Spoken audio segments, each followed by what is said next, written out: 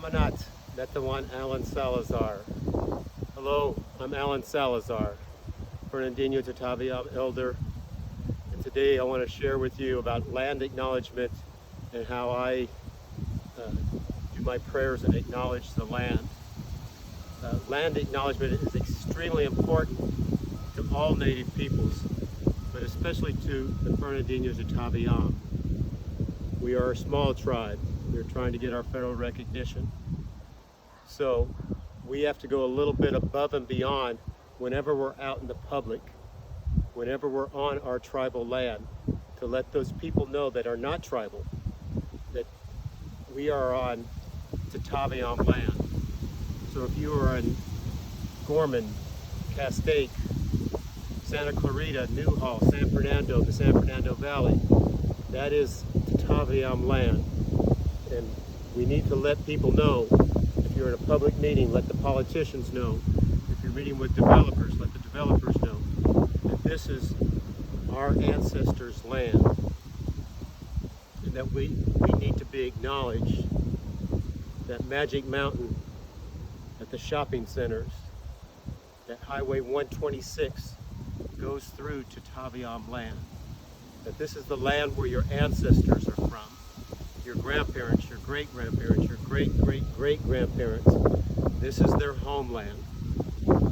And I think it's important that when we do our prayers, that we acknowledge our land, that we acknowledge our tribal beliefs, that we believe that there was 3 levels to the world: the upper world where the sky people live, the middle world where we are at, and then an underworld where there's supernatural scary things, what we now call the boogeyman, things like that. So these things are important to acknowledge. These things are important for all of our tribal members, young and old, to know where our tribal territory is. It starts in Gorman in the north, up in the mountains north of Los Angeles, coming south down into the Santa Clarita Valley, going out to the Antelope Valley, Lancaster, Palmdale, up to San Fernando and into the San Fernando Valley. That's Tataviam territory. So every opportunity you have to make an offering, to let people know whose land this is, that this is your ancestors' land, your great-great-grandparents' land, that they survived the missions, that they survived the genocide when California became a state in 1850, and they were killing California Indians. You, the Fernandino Tataviam people, you are survivors of 2 of the worst times in Native American history in America. And be proud of that. Acknowledge your land. Acknowledge Mother Earth and thank her for it. So I want to go over a little bit of how I do almost every one of my prayers and how I make sure that almost at least weekly I go out and say a prayer and pray to my ancestors and pray to Mother Earth. I use white sage. So white sage, you collect it when it's fresh.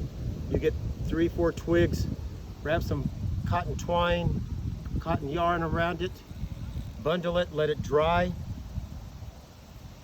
and then you burn it. The smoke from this sage, as the smoke is going around you, it's taking away all your bad spirits and bad thoughts. As the smoke is drifting off, it's calling in all your good spirits and good thoughts. I use an abalone shell, but you can use anything to hold your sage. You could just do it with the sage if you don't have a shell. But I found this piece of driftwood on the beach, and I realized, look, that'll hold a piece of sage perfectly. And as the sage burns this wood, this wood holder will last maybe 100 times, and then it's going to be gone. But that's okay. I was told by an elder that you always make an offering when you collect off your land. If you're going to collect sage, if you're going to collect the native tobacco, what other plants? Hummingbird sage, mugwort is a medicine. There's all different plants that we collect and use. Willow, juncus. Now before you collect that plant, you make an offering. When I say my prayers, at the end of my prayers, I make an offering. My offering always has tobacco, but I always mix something in with my tobacco. So this tobacco has some white sage mixed in with it.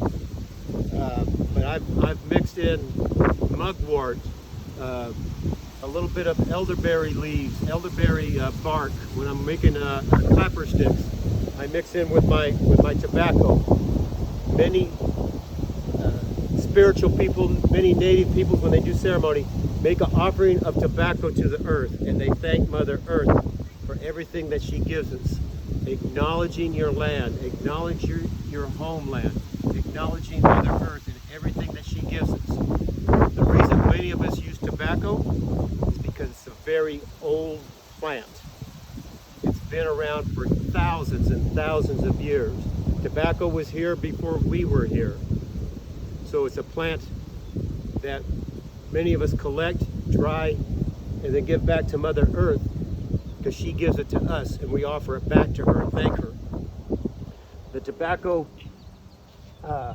you can have any kind of container.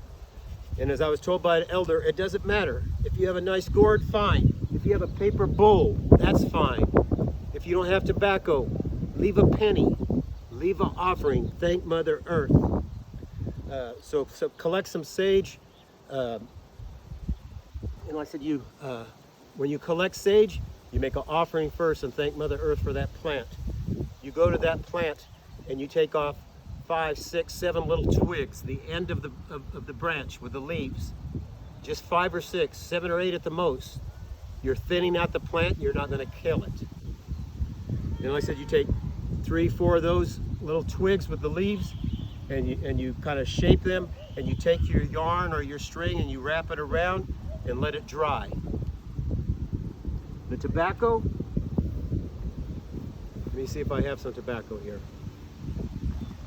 American Spirit is a nice tobacco. It has no additives, but any tobacco will work. So if someone gifted me this Bugler tobacco, it's basically loose leaf tobacco. My dad, when he was in the Marines in World War II, this is what they used, and they'd roll a cigarette with the papers. And the sergeant would say, "Smoke them if you got them," and they would take a break. Loose leaf tobacco. Some people use it for their pipes, but that's what you can use. Hopefully, my dream is to grow our traditional native tobacco. Many people call it coyote tobacco. And I have 5 or 6 native tobacco plants. They only grow about 3 feet tall. And I want to, instead of buying the tobacco, grow my tobacco and dry it and use that as offerings. That's my dream. I need 9, 10, 12 more plants, but I will get there. Those things are important. When you acknowledge your land to people, when you tell your pastor at church, this is Tataviam land. Your church is built on Tataviam land. You should acknowledge the Tataviam people that were here first.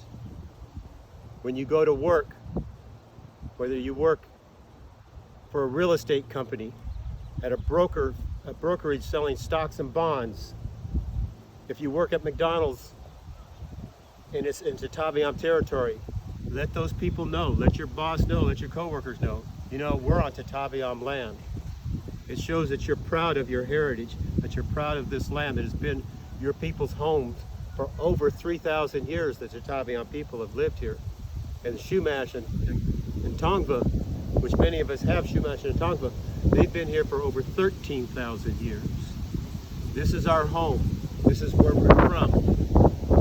It's important to say, I know I've repeated this over and over in these 10 minutes here. I can't emphasize it enough. I tell people all the time, I was born in San Fernando, California. My ancestors were brought to the San Fernando mission starting in 1799. My great-grandfather, Antonio Maria Ortega, was the last native speaker in my family. This is some of my family history. If you're a young person, if you're old, know your family history so you can share it with people, so they know who you are, where you're from, where your people come from, what they did to survive. My ancestors, Antonio Maria Ortega, and his parents, my great-great-grandparents, were all hard workers and highly skilled workers. We're pretty sure that's how they survived the mission period and the genocide, the bounty period, when there was bounties to kill California Indians, that they were more valuable alive as workers than they were for a bounty.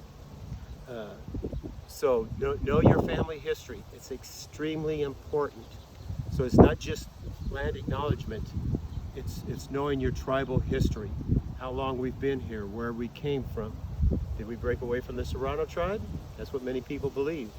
All our tribal members should know that. Know our tribal history, acknowledge our land. If we don't do it, we will be forgotten. All the sacrifices that your grandparents made, that your great-grandparents made, that your great-great-great-great-grandparents made, all those sacrifices will be lost, will be for nothing if we don't acknowledge whose land this is, that we don't acknowledge our ancestry, our heritage. So please, get your own pouch. Go to a powwow, buy a little leather pouch. Put your medicine in there. That's your medicine. My pouch, like I said, I have tobacco. I was up in the Northwest with the Northwest people for a canoe gathering last summer.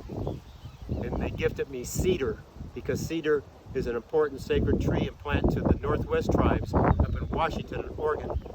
And I put cedar in my medicine when I make offering. I make an offering of cedar, tobacco, and white sage.